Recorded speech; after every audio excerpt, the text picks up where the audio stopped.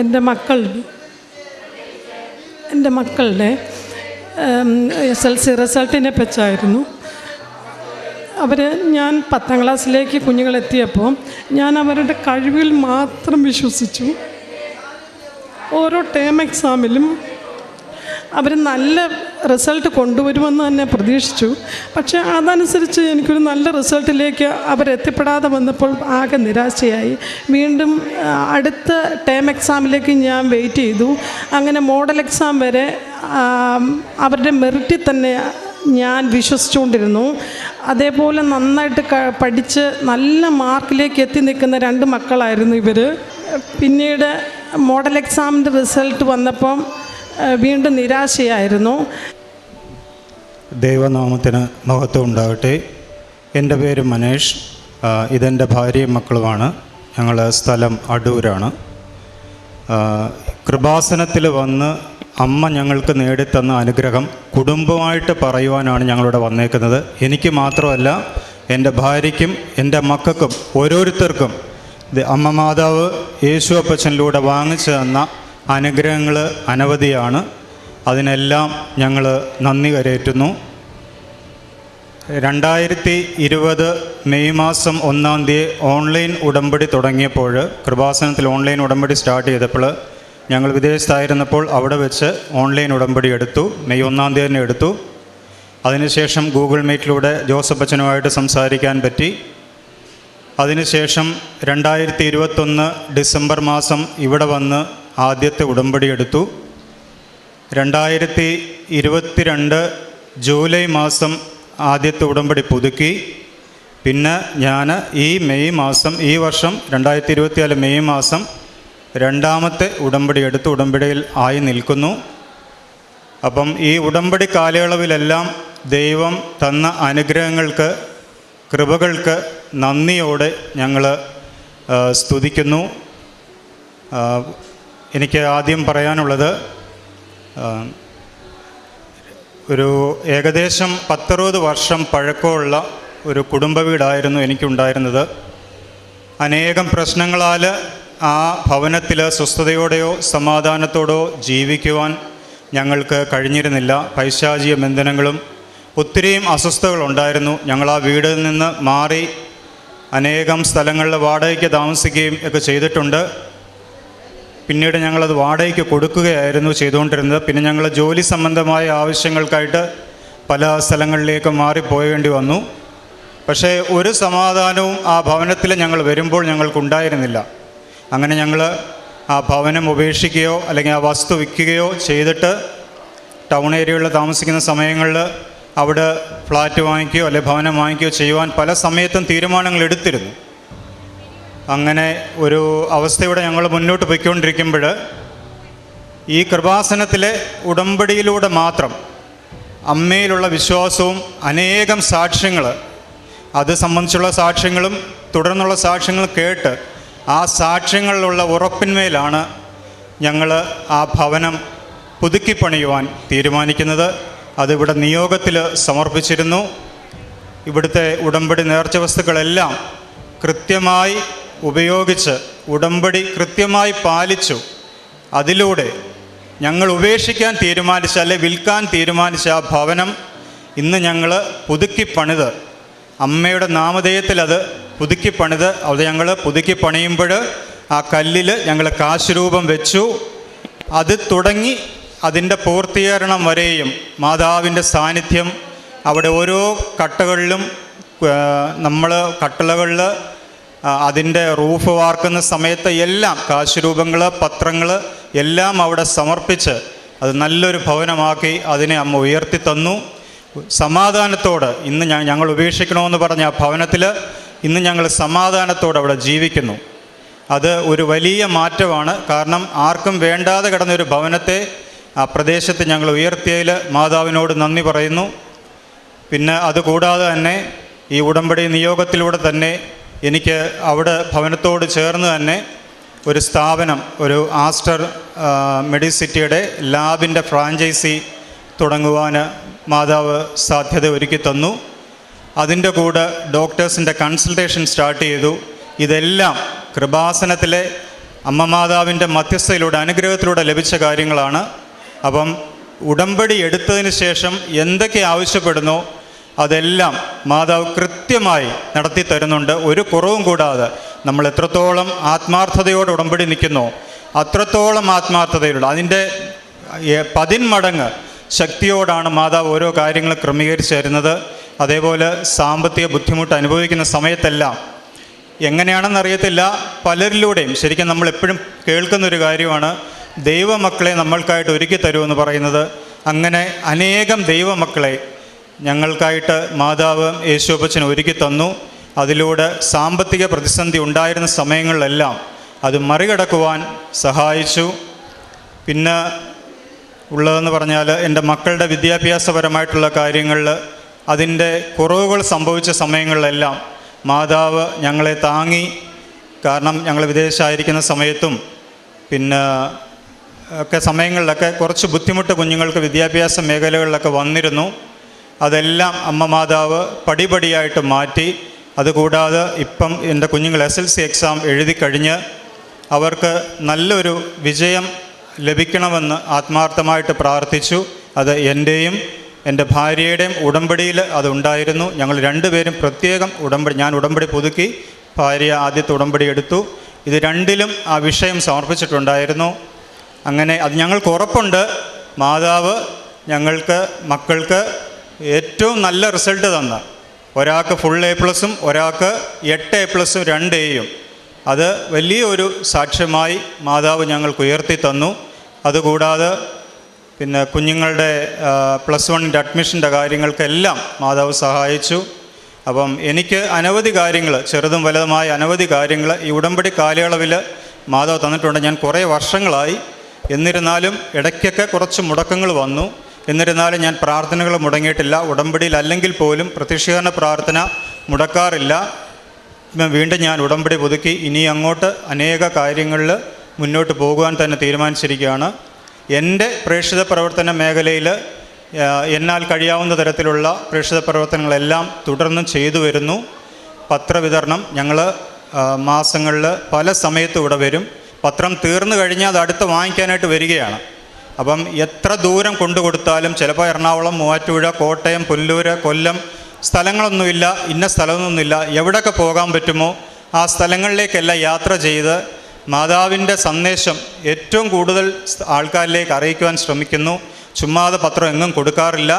ഞങ്ങൾക്ക് പ്രാർത്ഥനയോടെ പോകും. കൂടുതലും ആൾക്കാർ ഞങ്ങളെ തേടി വരും. അതല്ലെങ്കിൽ അത്രത്തോളം ആവശ്യമുള്ള ആൾക്കാരിൽ മാത്രമേ പത്രം കൊടുക്കാറുള്ളൂ. അത് ഞാൻ എൻ്റെ പ്രേക്ഷിത പ്രവർത്തനമായിട്ട് മുന്നോട്ട് കൊണ്ടുപോകുന്നു. പിന്നെ സാമ്പത്തികപരമായിട്ട് സഹായങ്ങൾ കഴിവതും ചെയ്യുന്നുണ്ട്. പിന്നെ മാതാവിനെക്കുറിച്ച് അറിയാൻ വേണ്ടി സോഷ്യൽ മീഡിയയിലൂടെ എല്ലാ ഷെയറിങ്ങും ചെയ്യുന്നുണ്ട്. ധ്യാനങ്ങളും അച്ഛൻ്റെ ഉപദേശങ്ങൾ, ഇവിടുത്തെ സാക്ഷ്യങ്ങൾ. അതുകൂടാതെ ഞാനൊരു ക്രിയേറ്റീവ് ഫീൽഡിൽ വർക്ക് ചെയ്യുന്ന ഒരാളാണ്.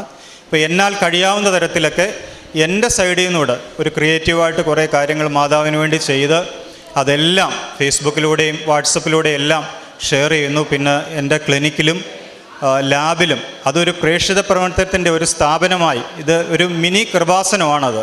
ഞങ്ങൾക്കവിടെ വരുന്ന കൺസൾട്ടേഷന് വരുന്ന ആൾക്കാർക്കെല്ലാം കൃപാസനത്തെക്കുറിച്ച് പറയുകയും നേർച്ച വസ്തുക്കൾ കൊടുക്കുകയും അതിലൂടെ അനേക കുടുംബങ്ങളെ ഈ കൃപാസനത്തിലേക്ക് അടുപ്പിക്കുവാനും യേശു ക്രിസ്തുവിലൂടെയും മാതാവിലൂടെയും കൂടുതൽ അനുഗ്രഹങ്ങൾ നേടിയെടുക്കുവാനും ഞങ്ങൾ ശ്രമിച്ചുകൊണ്ടേയിരിക്കുന്നു. ഇനിയും മരണം വരെയും ആ ശ്രമങ്ങൾ തുടരുമെന്ന് വാക്ക് തരുന്നു.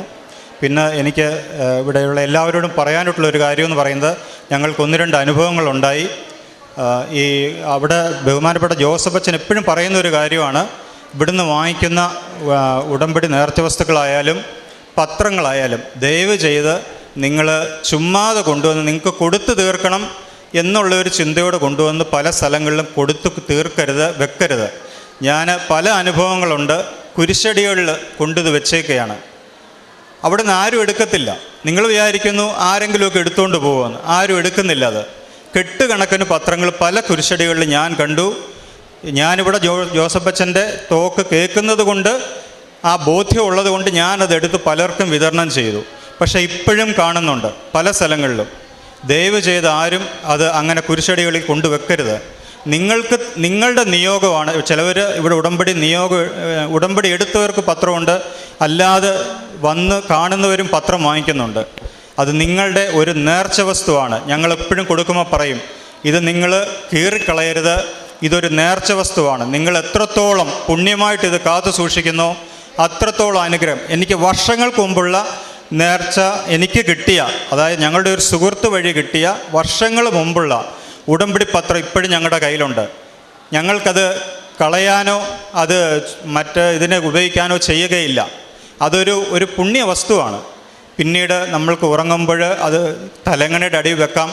പല സന്ദർഭങ്ങളിലും ആശുപത്രി സന്ദർശനത്തിൽ ഞങ്ങളിത് കൊടുക്കുമ്പോൾ ആ രോഗികളുടെ അവരുടെ ബുദ്ധിമുട്ട് കേൾക്കുമ്പോൾ അവർക്ക് ആ ബുദ്ധിമുട്ടുള്ള പ്രയാസമുള്ള സ്ഥലങ്ങളിൽ നമ്മളിത് സമർപ്പിച്ച് പ്രാർത്ഥിക്കാൻ പറയുന്നുണ്ട്.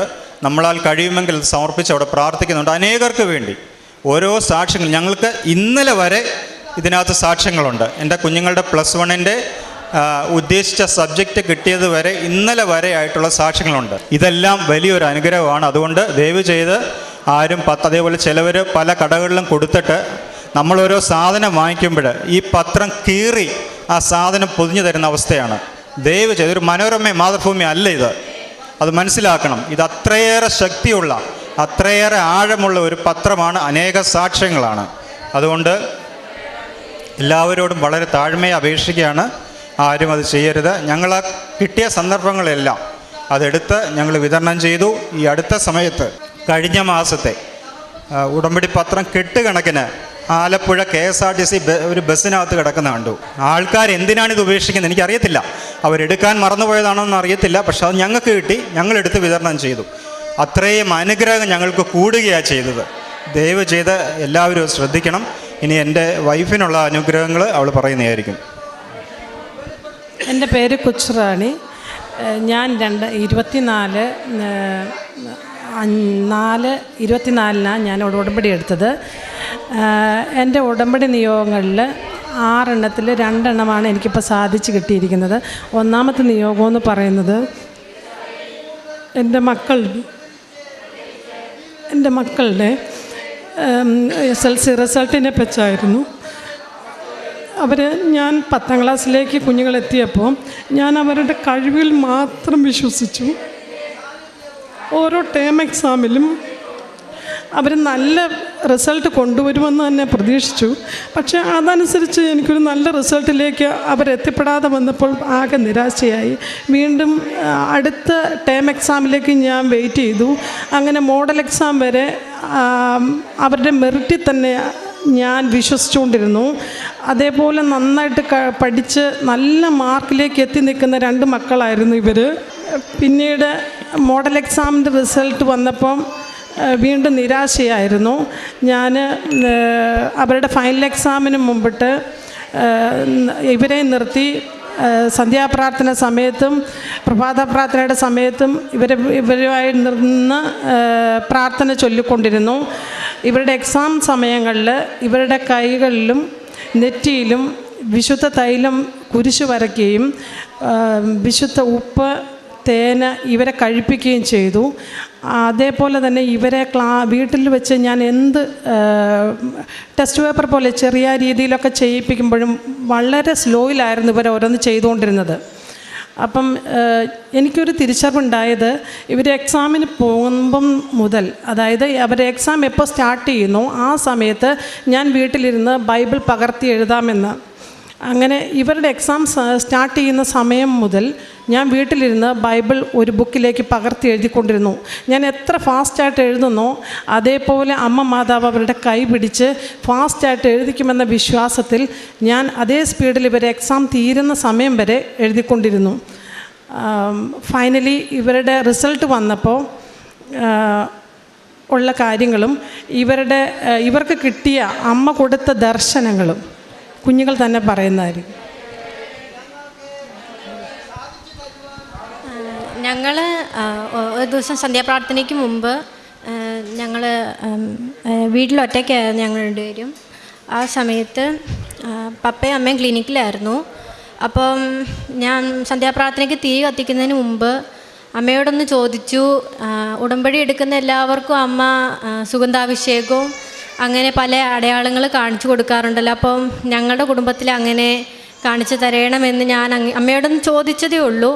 5 മിനിറ്റ് ആയില്ല, ഞാൻ അങ്ങോട്ട് തിരിഞ്ഞ റൂമിലേക്ക് ചെന്നു. 5 മിനിറ്റ് ആയില്ല, ആ മുറി മൊത്തം സുഗന്ധാഭിഷേകമായിരുന്നു. ഒരു മുല്ലപ്പൂ മണമായിരുന്നു. ഞാനും എൻ്റെ സഹോദരി വിളിച്ചുകൊണ്ട് അമ്മയുടെ അടുത്ത്, ഞങ്ങളുടെ ലിവിങ് റൂമിൽ അമ്മയുടെ ഒരു രൂപമുണ്ട്, അപ്പോൾ അവിടേക്ക് കൊണ്ടുവന്നു. അമ്മയുടെ രൂപത്തിൽ തന്നെ ആ മുല്ലപ്പൂ മണം ആ മുറി മൊത്തം പരന്നു. പിന്നെ ജനാലകളിൽ നിന്ന് തണുത്തൊരു കാറ്റ് ആ സമയത്ത് ഞങ്ങളുടെ അടുത്തേക്ക് വീശുന്നുണ്ടായിരുന്നു. അതാണ് ഒരടയാളം.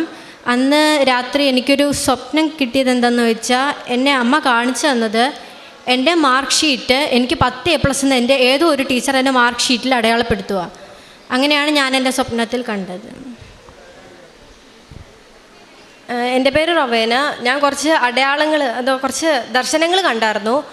അത് ഞാൻ ഇപ്പോൾ പറയുവാണ്. ആദ്യത്തെ ദർശനമായിട്ട് ഞാനൊരു പള്ളിയിൽ വെച്ച് പ്രാർത്ഥനയുടെ ഇടയിൽ ഒരു തടിക്കുരിശ് കണ്ടു. അതിനുശേഷം പിന്നെ സ്വപ്നമായിട്ട് 8 എന്ന് ഞാൻ കണ്ടു. അതെന്താണെന്നൊന്നും മനസ്സിലായില്ലായിരുന്നു. അതിനുശേഷം പിന്നെ ദർശനങ്ങൾ തുടർന്നു. ഓരോ ദിവസവും എനിക്ക് അങ്ങനെ വന്നുകൊണ്ടിരുന്നു. ഞങ്ങളുടെ മുല്ലപ്പൂ മണം കിട്ടിയതിന് ശേഷം ഞങ്ങൾ സന്ധ്യാപ്രാർത്ഥനയ്ക്ക് ഇരുന്നപ്പോൾ ഞാനൊരു ദർശനം കണ്ടു. അതെന്താണെന്ന് വെച്ചാൽ, ഒരു ടേബിള്, അതിനകത്ത് വെള്ള തുണി വിരിച്ചിട്ടുണ്ട്, ചുറ്റും റോസാപ്പൂക്കളുണ്ട്. കന്യകമാതാവ് അങ്ങോട്ട് എൻ്റെ മുഖത്തോട്ട് നോക്കാത്ത രീതിയിൽ തിരിഞ്ഞ് നിൽക്കുന്നത് ഞാൻ കണ്ടു. അപ്പോൾ അതെന്താണെന്ന് മനസ്സിലാവാത്തതുകൊണ്ട് ഞാൻ പേരൻസ് വന്നപ്പോൾ പറഞ്ഞു. അതിൻ്റെ പിറ്റേ ദിവസം തന്നെ ഞങ്ങൾ കൃപാസനത്തിൽ ഇവിടെ വന്നു. ഞാൻ വരുന്ന വഴിക്ക് ആ യാത്രയിൽ ഞാൻ ഒന്ന് ബസ്സിൽ യാത്ര ചെയ്യുന്നതുകൊണ്ട് ഞങ്ങൾ ജസ്റ്റ് ഒന്ന് മയങ്ങിപ്പോയി. ആ സമയത്ത് ഞാൻ പെട്ടെന്ന് ഞെട്ടി എഴുന്നേറ്റപ്പോൾ ഒരു ദർശനം ഞാൻ കണ്ടു. ഈ സെയിം തന്നെ, പക്ഷെ ആദ്യം കണ്ട കുരിശ് അവിടെ ടേബിളിൽ വന്നായിരുന്നു. അവിടെ കിടക്കുന്ന രീതിയിൽ മാതാവ് അതിലേക്ക് നോക്കുന്ന രീതിയിലായിരുന്നു കണ്ടത്. അപ്പോൾ ഇതും ഞാൻ വളരെയധികം ഒരു ഇതിലായിരുന്നു. അപ്പോൾ ഞാൻ ഇവിടെ വന്ന് ഫാദറിനോട് ചോദിക്കാൻ തീരുമാനിച്ചു. അപ്പോൾ ഇവിടുത്തെ ഫാദറിനോട് ചോദിച്ചു. ഫാദർ പറഞ്ഞു, എനിക്കത് പറയാൻ പറ്റില്ല, നീ തന്നെ അത് മാതാവിനോട് ചോദിക്കാൻ പറഞ്ഞു. എനിക്ക് തീരെ അറിയത്തുമില്ല. ഞാൻ പ്രാർത്ഥിച്ചു. ഞാൻ പ്രാർത്ഥന തുടർന്നു. അന്ന് മുതലേ ഞങ്ങൾ കൊന്തകൾ അടുപ്പിച്ച് ചൊല്ലാൻ തുടങ്ങി. രാത്രി ചൊല്ലും, ഞാൻ കൈക്കൊന്ത അതിനൊപ്പം തന്നെ ചൊല്ലാൻ തുടങ്ങി. അങ്ങനെ പോകുന്ന വഴിയിലും എല്ലാം. അങ്ങനെ ഞങ്ങളുടെ റിസൾട്ട് വരുന്ന ഡേറ്റിന് തലേ ദിവസം ഞങ്ങൾ ബൈബിള് ഞാൻ സന്ധ്യാപ്രാർത്ഥനയ്ക്ക് ഉപയോഗിച്ചു. അപ്പോൾ ഞാൻ മാതാവിനോട് പറഞ്ഞു, എനിക്ക് എൻ്റെ റിസൾട്ടുമായിട്ട് ബന്ധപ്പെട്ടൊരു വചനം എനിക്ക് കാണിച്ചു തരാമോ എന്ന് ചോദിച്ചു. അങ്ങനെ ഞാൻ വിശ്വാസത്തോടെ തന്നെ ബൈബിൾ തുറന്നു. അപ്പോൾ എനിക്ക് എസേക്കിയേൽ 42 കിട്ടിയത്. അത് മൊത്തം നീളവും വീതിയും അങ്ങനെയുള്ള കാര്യങ്ങളൊക്കെ ആയിരുന്നു, മന്ദിരത്തിൻ്റെ തന്നെ. അപ്പം ഞാനത് വചനത്തിൽ വിശ്വസിച്ചു. അതിൻ്റെ അടുത്ത ദിവസം തന്നെ ഞാൻ റിസൾട്ട് വന്നു. 8-ാം തീയതിയാണ് വന്നത്. അപ്പം ഞാൻ 8 എന്ന് വിചാരിച്ച എൻ്റെ ഡേറ്റാണ്, എനിക്ക് അങ്ങനെ തന്നെ കിട്ടിയെന്നൊരു സന്തോഷത്തിൽ ഞാൻ ഇരുന്നു. ഞങ്ങൾ അതിനോടൊപ്പം തന്നെ ആ റിസൾട്ട് എടുക്കുന്ന സമയത്ത് ഞങ്ങൾ വിശുദ്ധ തൈലം, ഉപ്പ്, തേന് എന്നിവ ഉപയോഗിച്ചു. വിശുദ്ധ തൈലവും കാശുപും ഒക്കെ ഉപയോഗിച്ച് ഞങ്ങൾ കുരിശ് വരച്ചു. ലാപ്ടോപ്പിൽ